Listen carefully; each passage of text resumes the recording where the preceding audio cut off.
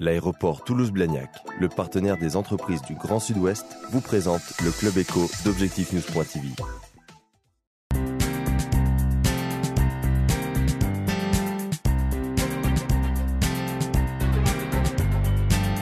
Bonsoir et bienvenue sur ObjectifNews.tv. Je suis très heureuse de recevoir Christophe Vassal. Bonsoir. Bonsoir. Vous êtes directeur général de CLS, qui est une des très grandes réussites régionales, on va dire même nationale, voire internationale, puisque c'est une entreprise qui est spécialisée dans la localisation et la collecte de données environnementales par satellite, par l'observation et la surveillance des océans.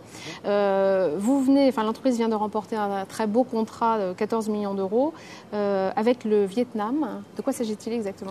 Alors c'est un contrat qui doit permettre deux choses. Dans un premier temps, d'aider le ministère des Pêches du Vietnam à mieux gérer ses flottes de pêche. Donc on va équiper 3000 bateaux, les plus gros, avec des balises qui permettront de savoir à tout instant où vont pêcher les bateaux de pêche vietnamiens et vérifier qu'ils respectent les zones de pêche et les périodes de pêche. Et puis le deuxième volet du projet est plus scientifique. On va également doter le Vietnam d'un outil de prévision météorologique qui va permettre d'alerter les pêcheurs en cas d'arrivée d'un cyclone sur zone.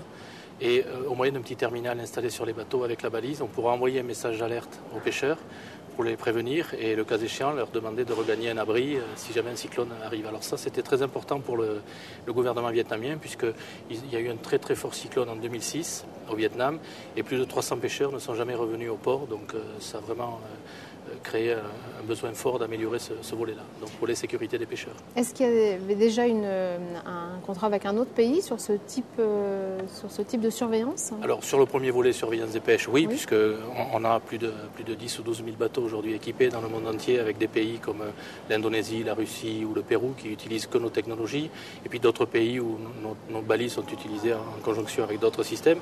Mais par contre, le volet sécurité, celui-là, il est assez original et c'est la première fois qu'on le met en avant. D'accord. C'est du coup un produit que vous allez proposer peut-être à d'autres gouvernements. L'Indonésie peut-être ? Alors dans les zones tropicales, effectivement, l'Indonésie est peu sujette aux cyclones, mais il y a probablement dans l'océan Indien, dans l'océan Pacifique, d'autres endroits où on pourrait proposer ce type de service. Oui. Vous êtes très présent en Asie et aussi au Japon, vous avez des bureaux. Est-ce que CLS ou ses activités ont été impactées par le séisme et la catastrophe en cours ? Alors, impactées directement non, puisque nous on fait de la surveillance par satellite et bien sûr les satellites n'ont pas été impactés. On a effectivement 3 salariés au Japon qui sont tous sortis indemnes du séisme. Par contre, parmi nos clients, on a beaucoup de pêcheurs et il y a eu un certain nombre de bateaux qui ont coulé ou qui ont été affectés par le tsunami. Donc là oui, nos clients ont été... Et probablement que le monde de la pêche, au moins dans la partie nord de la Corée, va être affecté pendant de nombreux mois. D'abord, il va falloir reconstruire les bateaux, et puis il va falloir s'assurer qu'il n'y ait pas de problème au niveau des pêcheries liées à des risques de pollution ou autres. Donc Est-ce que le type de service que vous allez offrir là au Vietnam pourrait ou aurait pu servir à quelque chose, par exemple, dans une situation comme celle qu'a connue le Japon ? Non, c'est très difficile. Un tsunami, c'est très difficile à prévoir. Il y a quelques minutes de délai, c'est vraiment du temps très réel, donc nos systèmes n'auraient probablement pas pu. Par contre, nos systèmes de collecte et de localisation, comme le système Argos, participent à des réseaux de surveillance des tremblements de terre. Le Japon a un certain nombre de plateformes d'observation des mouvements du sol, dont certaines émettent avec le système Argos, et donc on participe à des systèmes d'alerte globaux, mais on n'est pas directement impliqué. Je voudrais qu'on revienne en quelques mots sur le bilan 2010 de CLS. Quel était le chiffre d'affaires de l'entreprise qui, je ne l'ai pas précisé au départ, est installée à Ramonville ?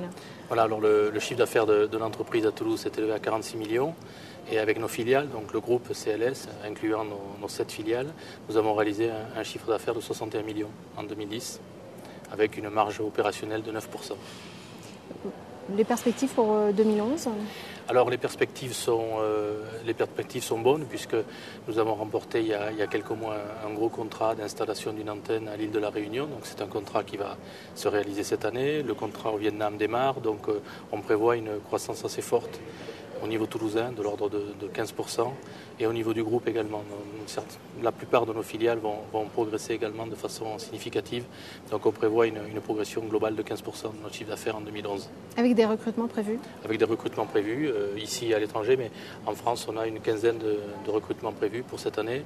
7 ou 8 sont déjà réalisés, mais il nous reste encore 6 ou 7 postes à pourvoir dans les prochaines semaines. Des ingénieurs? Des ingénieurs, des commerciaux et des océanographes. Un peu toujours les mêmes besoins, se divisent en 3 parties. CLS va fêter ses 25 ans cette année, très prochainement. Voilà, tout à fait, dans 3 semaines exactement. Quel est l'avenir pour les 25 prochaines années? Je crois que les problématiques qu'on aide à comprendre, qui sont la surveillance environnementale, la gestion des pêches ou la sécurité maritime, ça va rester des problématiques sur de nombreuses prochaines années. Donc il y aura toujours, je pense, besoin des services et des applications satellitaires que CLS offre.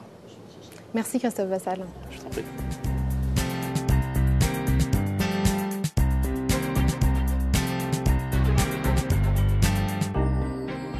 L'aéroport Toulouse-Blagnac, le partenaire des entreprises du Grand Sud-Ouest, vous présente le Club Éco d'Objectif News.tv.